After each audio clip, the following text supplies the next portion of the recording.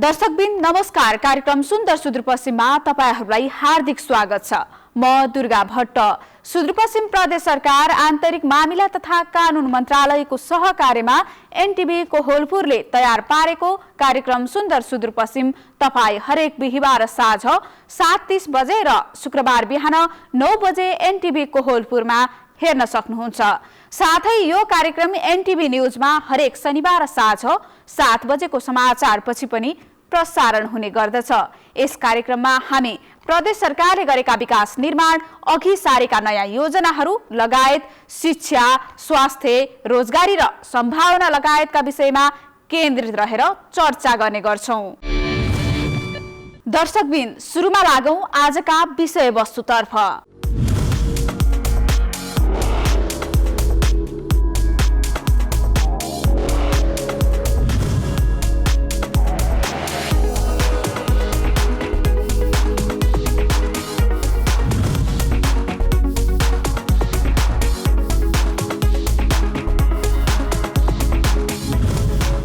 सुदूरपश्चिम प्रदेश सरकारले कोभिडका कारण थला परेको पर्यटन क्षेत्रलाई बिस्तारै प्रवर्धन गर्न सुरु गरेको छ।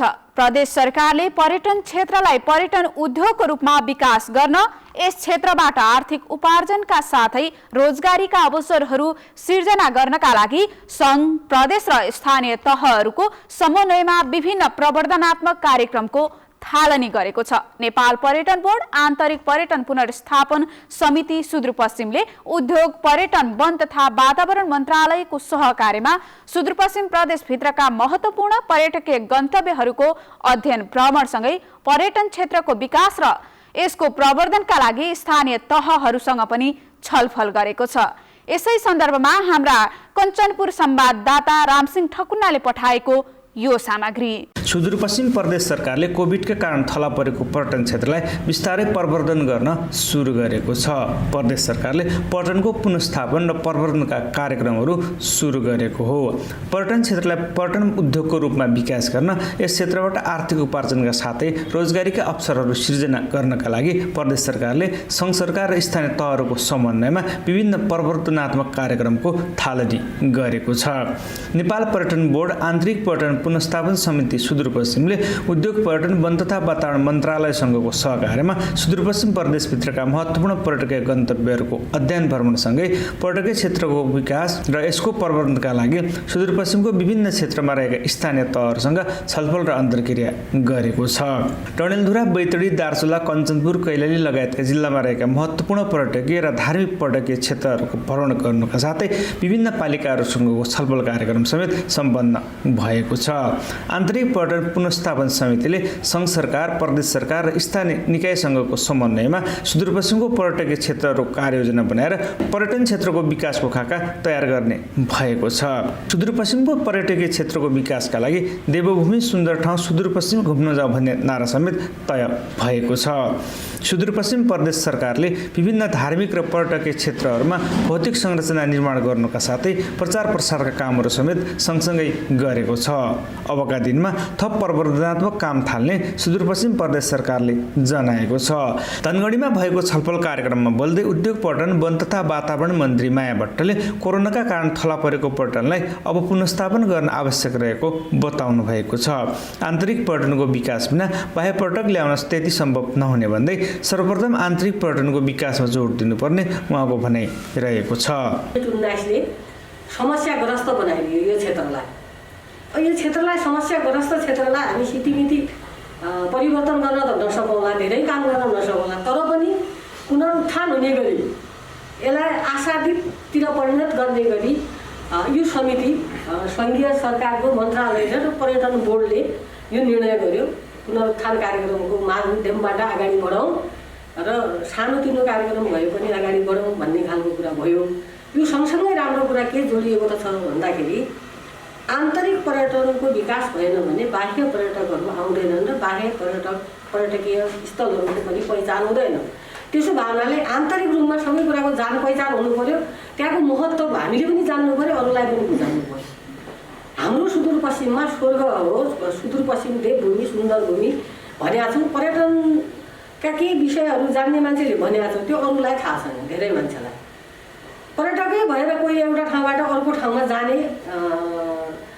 अवसर कसैले प्राप्त गरेका छैन। थोरै थोरै भयो होला, बाहिरको कोही आयो पर्यटकका रूपमा भन्यो, धरतीको एउटा स्वर्ग खप्तर भनेको छ, मैले देखेको छैन।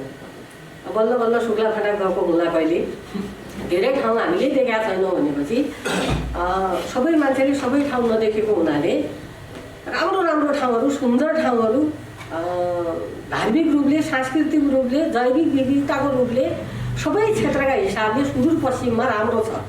त्यसका लागि हामी कन्भिन्स भयौँ, हामी परिपक्व भयौँ, यहाँ छ है भन्यो भने अरू पनि आउँछन्, त्यो ठाउँको भिजिट जरुरी छ। आन्तरिक पर्यटनको विकास भयो भने सजिलै बाह्य पर्यटक समेत भित्र्याउन सकिने उहाँले बताउनु भएको छ।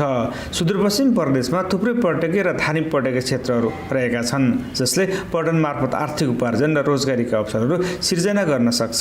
डडेलधुरा जिल्लामा ऐतिहासिक अमरगढी किल्लासँगै धार्मिक पर्यटकीय क्षेत्रहरूको रूपमा चर्चित उग्रतारा मन्दिर रहेको छ। अजयमेरु कोट पनि यहाँको प्रमुख पर्यटकीय गन्तव्य हो।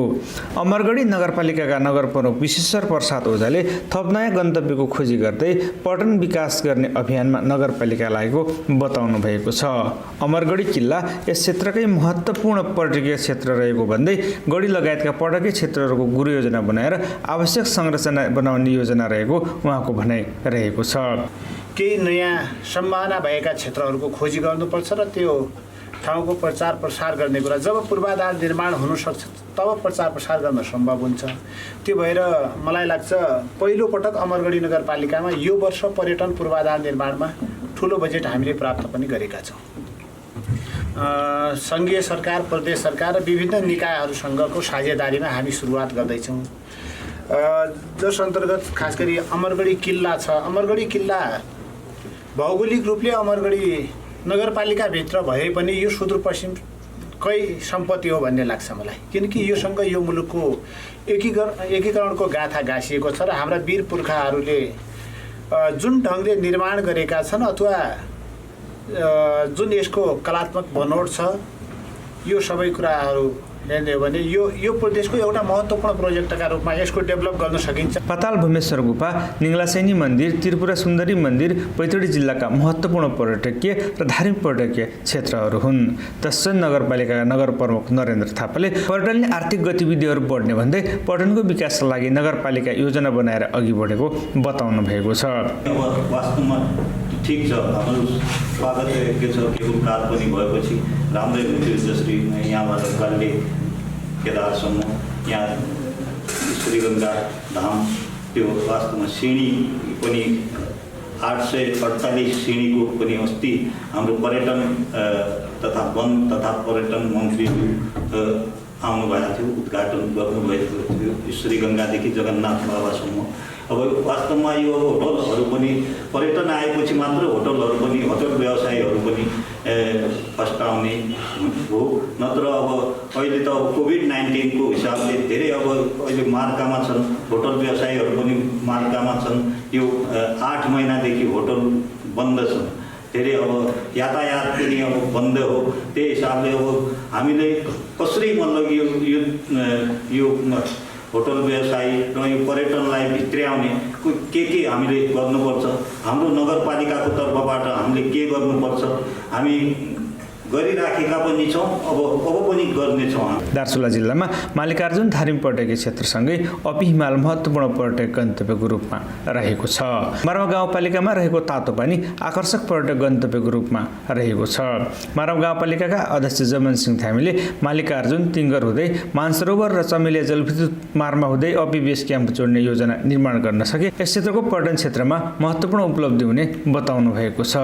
भौगोलिक विविधताका कारण पर्यटकीय क्षेत्रहरूमा भौतिक संरचना निर्माण कठिनाइ भएको भन्दै पर्यटकीय गुरु योजना बनाएर गाउँपालिका पर्यटकीय विकासका लागि अगाडि बढ्ने उहाँको भनाइ रहेको छ। दुईटा रूटहरूलाई हामीले व्यवस्थित ढङ्गबाट अगाडि बढाउनु पर्छ। खास गरी गोकुलेश्वर विमानस्थल हुँदै हामीले मालिकार्जुन धाम भएर चाहिँ महाकाली नगरपालिका भएर दार्चुलाबाट तिङ्गर र खास गरिकन कैलाश मानसरोवरलाई टार्गेट बनाएर हामीले एउटा कार्ययोजना तयार गर्नुपर्दछ। त्यो कार्ययोजनाको आधारमा हाम्रा कामदारहरूलाई अगाडि बढाउनु पर्दछ। मलाई लाग्दछ यदि कैलाश मानसरोवरको जो हाम्रो नाका हो, यो नाकालाई चाहिँ हामीले खोलेर अगाडि बढायो भने सुदूरपश्चिमको पर्यटन प्रवर्धन र सुदूरपश्चिमको अर्थतन्त्रमा महत्त्वपूर्ण यसले योगदान पुर्याउँछ, दार्चुलाको मात्रै होइन। दोस्रो कुरा, गोकुलेश्वर हुँदै चमेलिया जलविद्युत आयोजना अहिले जो निर्माण भइसकेको छ। मार्मा गाउँपालिकामा बन्ने 40 मेगावाटको अप्पर चमेलिया, नौगाड मार्मा गाउँपालिकाको नौगाडमा बनि अब केही समयमा सुरु हुने 3 मेगावाटको चाहिँ एउटा प्रोजेक्ट, त्यसपछि 60-62 मेगावाटका प्रोजेक्टहरू निर्माण भइरहेका छन्। ती पनि पर्यटकीय दृष्टिकोणले महत्त्व बोल्न सक्दछन् र त्यो खास गरेर चाहिँ हामीले अपी बेस क्याम्पसम्म जाने जुन हाम्रो रुट हो त्यो रुटलाई चाहिँ हामीले चाहिँ व्यवस्थित ढङ्गबाट अगाडि बढाउनु पर्दछ। प्रदेश सरकार र सङ्घीय सरकारको यसमा महत्त्वपूर्ण ढङ्गबाट ध्यान जान जरुरी छ। यदि त्यसो भएपछि मात्रै पर्यटन प्रवर्धनमा महत्त्वपूर्ण योगदान दिँदछ। अब हिमाल गाउँपालिकाले निर्माण गरेको सिद्ध मकरीकोट पर्यटकीय पदमार्ग हाल निकै चर्चित छ, जहाँ 2800 सिँढीहरू बनाइएको छ भने बाँकी बन्ने क्रममा छन्। अब हिमाल गाउँपालिकाका अध्यक्ष धर्मानन्द सिंह मन्यालले पर्यटनको विकाससँगै स्थानीय उत्पादनको बिक्री वितरणमा पनि जोड दिनुपर्ने बताउनु भएको छ। संविधानको 3 खम्बे अर्थनीतिलाई टेकेर गाउँपालिका समृद्धिको अभियानमा लागेको उहाँले बताउनु भएको छ।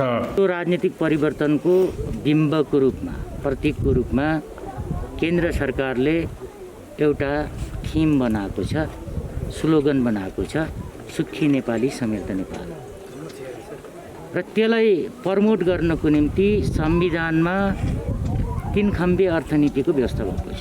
मलाई लाग्छ नेपालको इतिहासमा संविधानमा यसरी अर्थ सम्बन्धी बोलेको पहिलो संविधान हुनुपर्छ। यो प्राइभेट सेक्टर, सहकारी र सरकारी। र मलाई लाग्छ आज संविधानको त्यो बुँदा जहाँ 3 खम्बे अर्थनीति छ त्यसमा टेकेर अथवा त्यो बुँदा साकार गर्ने दिशातिर हामी अगाडि बढिरहेछौँ जस्तो। महाकाली नगरपालिकाकी नगर उपप्रमुख सुना बोहराले दार्चुलामा अपी हिमालदेखि तिङ्गरसम्मका महत्त्वपूर्ण पर्यटकीय गन्तव्यहरू रहेको भन्दै यसको विकासमा आफूहरू लाग्ने बताउनु भएको छ। पर्यटकीय क्षेत्रहरूमा आवश्यक पूर्वाधार निर्माण गर्ने सवालमा पनि नगरपालिका लाग्ने उहाँले बताउनु भएको छ। काम गर्दाखेरि चाहिँ समन्वय एकदमै ठुलो भूमिका हुन्छ। समन्वयको हामीले प्रदेशलाई अघि भर्खर सरले कुरा उठाउनु भएको थियो, प्रदेश र स्थानीयको जुन चाहिँ बिचको दूरी छ, एउटा समन्वयात्मक हिसाबले चाहिँ अगाडि नबढेको अवस्था छ। तर हामी बिच त्यस्तो नहोस्, हामी चाहिँ समिति र पालिका चाहिँ कोर्डिनेसन गरेर अगाडि बढाउँला। पालिकाले गर्नुपर्ने यो पर्यटन क्षेत्रमा गर्नुपर्ने भूमिका पालिकाले खेल्छ र तपाईँहरूको सक्रिय सहभागिता रहोस् र पालिकाले आफ्नो ठाउँमा भएका पर्यटकीय क्षेत्रहरूलाई चाहिँ त्यो चाहिँ भनौँ न त्यसको पूर्वाधारदेखि लिएर त्यसलाई कार्यान्वयन गर्ने पक्षमा चाहिँ पालिका जान्छ। योगबुढा क्षेत्रमा रहेको परशुराम धाम, आलिताल लगायतका क्षेत्र पनि पछिल्लो समयमा चर्चामा रहेका छन्। पर्यटकीय गन्तव्यको विकास गर्नका लागि कनेक्टिभिटी आवश्यक पर्ने परशुराम नगरपालिकाका नगर प्रमुख भीमबहादुर साउदको भनाइ रहेको छ। आफूहरू पर्यटन गुरुयोजना बनाएर अगाडि बढिरहेको भन्दै सबैको हातेमालो आवश्यक हुने उहाँले बताउनु भएको छ।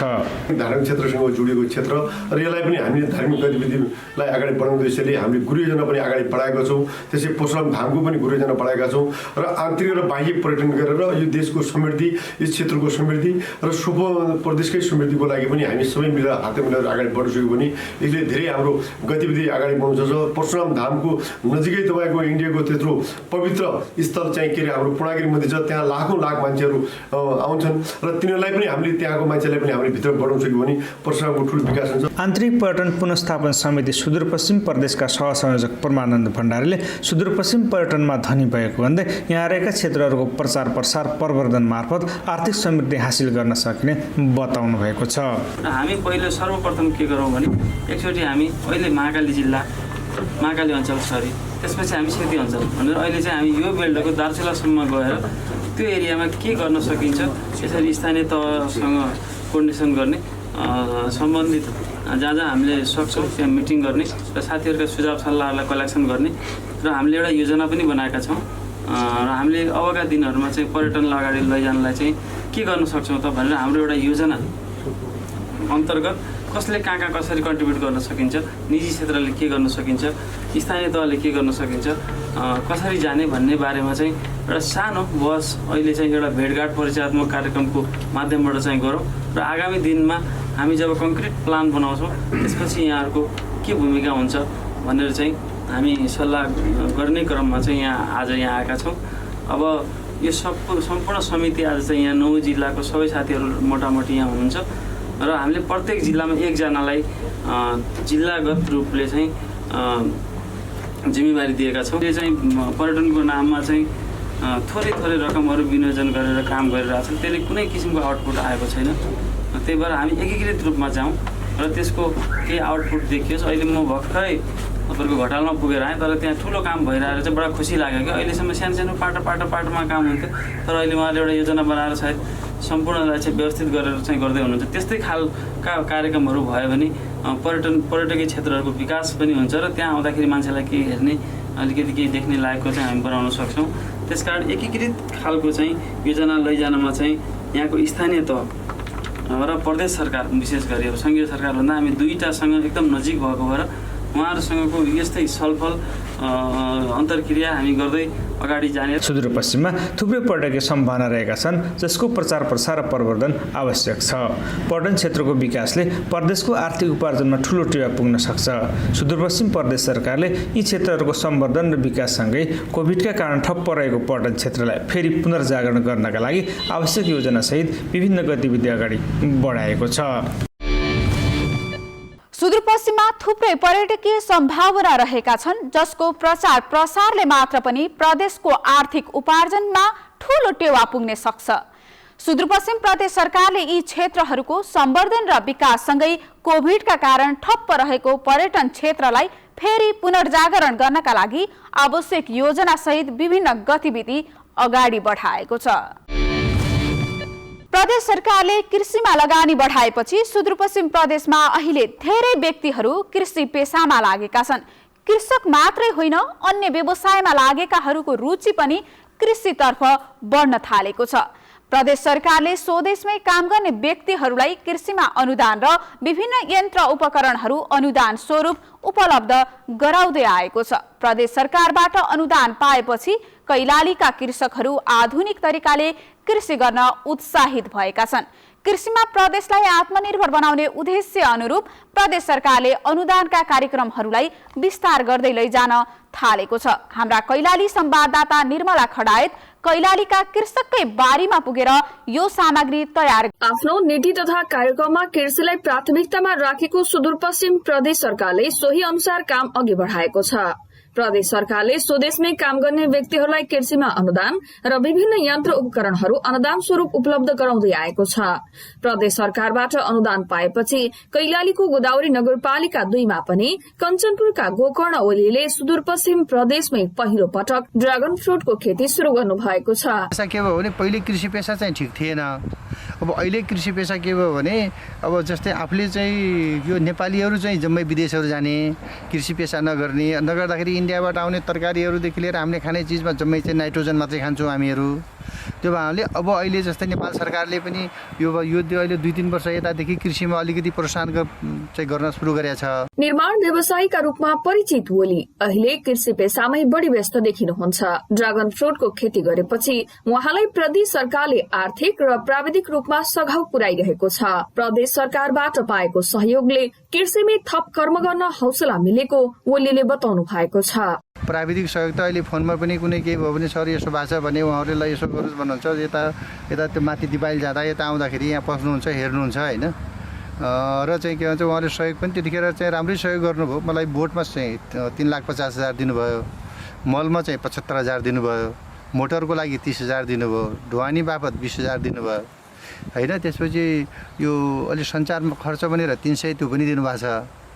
र त्यसपछि एउटा साइन बोर्ड भनेर 1500 त्यो पनि दिनुभयो गरेर मलाई चाहिँ 4,81,450 रुपियाँ उहाँले चाहिँ सहयोग पनि चाहिँ गर्नुभएको छ। विगतदेखि नै सुदूरपश्चिम प्रदेशका धेरै युवाहरू रोजगारीका लागि भारत लगायत तेस्रो मुलुक गइरहेका देखिन्छन्। तर अहिले प्रदेश सरकारले स्वदेशमै केही व्यवसाय गर्ने युवाहरूलाई अनुदानका विभिन्न कार्यक्रमहरू ल्याएपछि धेरै युवाहरूले स्वदेशमै नयाँ व्यवसाय शुरू गरेका छन्। अझ कृषि पेसामा त झनै बढी व्यक्तिहरू संलग्न भइरहेको देखिन्छन्। कृषिमा प्रदेशलाई आत्मनिर्भर बनाउने उद्देश्य अनुरूप प्रदेश सरकारले अनुदानका कार्यक्रमहरूलाई विस्तार गर्दै लैजान थालेको छ। विगतदेखि नै सुदूरपश्चिम प्रदेशका धेरै युवाहरू रोजगारीका लागि भारत लगायत तेस्रो मुलुक गइरहेका छन्। तर अहिले प्रदेश सरकारले स्वदेशमै केही व्यवसाय गर्ने युवाहरूलाई अनुदानका विभिन्न कार्यक्रमहरू ल्याएपछि धेरै युवाहरूले यही नयाँ व्यवसाय सुरु गरिरहेका छन्। दर्शकवृन्द, परम्परागत शैलीबाट खेती गर्ने डोटीका किसानहरू बिस्तारै व्यावसायिक तरकारी खेतीतर्फ आकर्षित हुन थालेका छन्। सुदूरपश्चिम प्रदेश सरकार अन्तर्गत कृषि ज्ञान केन्द्र डोटीको पहलमा चक्लाबन्दी आलु खेती कार्यक्रम लागू गरिएपछि जिल्लाका 207 किसान लाभान्वित हुनुका साथै आलु खेतीमा व्यावसायिक बन्दै गएका हुन्। यसै सन्दर्भमा हाम्रा डोटी संवाददाता सुभाष नेपालीले यो सामग्री पठाएका छन्। परम्परागत शैलीबाट खेती गर्ने डोटीका किसानहरू बिस्तारै व्यावसायिक तरकारी खेतीतर्फ आकर्षित हुन थालेका छन्। सुदूरपश्चिम प्रदेश सरकार अन्तर्गत कृषि ज्ञान केन्द्र डोटीको पहलमा चक्लाबन्दीमा आलु खेती कार्यक्रम लागू गरेपछि जिल्लाका 207 किसान लाभान्वित हुनुका साथै आलु खेतीमा व्यावसायिक बन्दै गएका हुन्। पुरानै शैलीबाट धान गहुँ मात्र खेती गरी परिवार पाल्ने गरेका यहाँका किसानहरूलाई पहिले परिवार पाल्नै समस्या हुने गरेको थियो। कृषि ज्ञान केन्द्रको पहलमा चक्लाबन्दीमा आलु खेती सुरु गरेपछि धान गहुँले दिने उत्पादनभन्दा आलु खेतीबाट 20औं गुणा आम्दानी हुने गरेको किसानहरू बताउँछन्। यो चक्लाबन्दीमा आलु खेती गरेछ सबैजना हामी समूहबाट मिलेर गरेको थियौँ र 2टा समूह मिलेर गरेछ र 25-50 जनाले मिलेका थियौँ र अहिले यो आलु खेती हामीले सुरुवात हो, सबभन्दा पहिला गरेको हो। यहाँ हामीले आलु लगाएकै थिएन, यहाँ भातकाडामा देख्थे, सबै ठाउँ देख्थे हामी हैन। अहिले हामीले यहाँ कसैले लगाएको थिएन, अब हामी लगाउँ त भनेर सुरुवात कृषि ज्ञान केन्द्र डोटीबाट हामीले आयोजना गरेर चक्लाबन्दीमा गऱ्यौँ र अहिले हामी समूह अन्तर्गत हामीले आलु खेती गऱ्यौँ र हामीलाई धेरै खुसी लागेको छ कि। पहिला अरू खेती गर्थ्यौँ, पहिला गहुँ लाइन्थ्यो, धेरैमा तपाईँको भयो 2000 जति कमिन्थ्यो होला, अहिले राम्रै भयो। जति गाउँमा भइरहेछ नि त्यति 20,000 को जति इन्कम भइरहेछ। कृषि ज्ञान केन्द्रको पहलमा जिल्लाका आदर्श गाउँपालिका शिखर नगरपालिका, दिपाल सिलगढी नगरपालिका र पूर्वी चौकी गाउँपालिकामा सम्भाव्यता अध्ययन गरी चक्लाबन्दीमा आलु खेती सुरु गरिएको र आगामी दिनमा सम्भाव्यता भएका सबै पालिकामा सुरु गरिने कृषि ज्ञान केन्द्रका कृषि प्रसार अधिकृत दुर्गा प्रसाद ओझाले बताउनुभयो। डोटी जिल्लामा हाम्रो कृषि ज्ञान केन्द्रको स्थापना यो भर्खरै प्रदेश सरकारको निर्णयबाट साउन 1 गतेदेखि कार्यालय स्थापना भयो र कार्यालय स्थापना हुने बित्तिकै हामीले कर्मचारी व्यवस्थापन हाम्रो भदौमा भयो र त्यसपछि हामीले कार्यक्रम योजना तर्जुमा गर्ने धेरै कुराहरू सोचेर गर्ने र तयारी गर्न पाएका थिएनौँ। अकस्मात आएर कार्यक्रम चलाउनु पर्ने अवस्था थियो। त्यो अवस्थामा हामी यो समुदायमा आएर उहाँहरूलाई खोज्दै आयौँ। खोज्दै आइसकेपछि ल आलु खेती गर्नुहोस्, बिउमा हामी अनुदान दिन्छौँ, तालिम दिन्छौँ, तपाईँहरूलाई सहयोग दिन्छौँ, ल आलु खेती गरेपछि यति फाइदा हुन्छ अन्न बालीभन्दा भनेपछि उहाँहरूले हाम्रो कुरालाई मान्नुभयो र यसमा उहाँहरू संलग्न हुनुभयो र 2 ठाउँमा गरेर 40-45 क्विन्टल आलुको बिउ यो बन्डुरसिन गोपघाट एरियामा चक्लाबन्दीमा खेती गर्नलाई उहाँहरूले 50% अनुदानमा त्यो दिन तयार हुनुभयो र प्राविधिक सहयोग हामीले गऱ्यौँ र त्यसमा हाम्रो कार्यालयको तर्फबाट विषादीमा सहयोग गरिएको छ। निःशुल्क उहाँहरूलाई स्प्रेहरू दिएका छौँ अनि हामी आफै प्राविधिक फिल्डमा खटेर यिनीहरूलाई बिउ उपचार गर्ने तरिकाहरू अनि आलु भण्डारण गर्ने तरिकाहरू, आलुको गोडमेल र उकेरा दिने तरिकाहरू आदि कुराहरूका बारेमा उहाँहरूलाई तालिम सञ्चालन गरेर स्थलगत तालिम फिल्डमा नै हामीले त्यो कुराहरू पनि उहाँहरूलाई यही खेतमै आएर सिकाएर गयौँ र आउँदा दिनहरूमा अब यो आलुको क्षेत्रफल विस्तार गर्नका लागि अब किसानहरू व्यवसाय उन्मुख बनाउनका लागि जिल्ला कृषि ज्ञान केन्द्र डोटीले थप कार्यक्रमहरू अर्को वर्षका लागि बढी बजेट राख्ने, यसमा बिउमा अनुदान दिने, तालिम दिने, किसानलाई दक्ष बनाउने। हाल पहिलो चरणमा 155 रोपनी क्षेत्रफलमा चक्लाबन्दीमा आलु खेती सुरु गरिएको छ, जस अन्तर्गत किसानहरूलाई आलुको बिउ खरिदका लागि 50% अनुदान दिने गरिएको छ। त्यसका साथै आलु खेती गर्ने किसानहरूलाई प्राविधिक सेवा टेवा पनि दिइदै आएको छ। प्रदेश सरकारको यस नीतिका कारण महिनौसम्म परम्परागत ढङ्गबाट गहुँ र धान खेती गरी परिवार पाल्न धौधौ हुने किसानहरू चक्लाबन्दीमा आलु खेती सुरु गरेपछि उनीहरूको आर्थिक स्थितिमा सुधार हुनुका साथै यस खेतीलाई अझ विस्तार गर्नका लागि परेका छन्। परम्परागत तरिकाबाट गरिएको खेतीले वर्षभरि खान नपुग्ने डोटीका कृषकहरूलाई अहिले प्रदेश सरकारले ल्याएको चक्लाबन्दी नीतिका कारण निकै सहज भएको छ। पुरानै तरिकाबाट गहुँ र धान खेती गर्दै आएका यस क्षेत्रका कृषकहरू पछिल्लो समय चक्लाबन्दी गरेर आलु खेती सुरु गरेसँगै उनीहरूको आर्थिक स्थितिमा पनि सुधार भएको छ। हवस् त दर्शकबिन, आजका लागि कार्यक्रम सुन्दर सुदूरपश्चिम यति नै। अर्को हप्ता नयाँ विषय वस्तु सहित उपस्थित हुने नै छौं। सम्पूर्ण सहकर्मीहरूसँगै मलाई पनि बिदा दिनुहोस्। नमस्कार।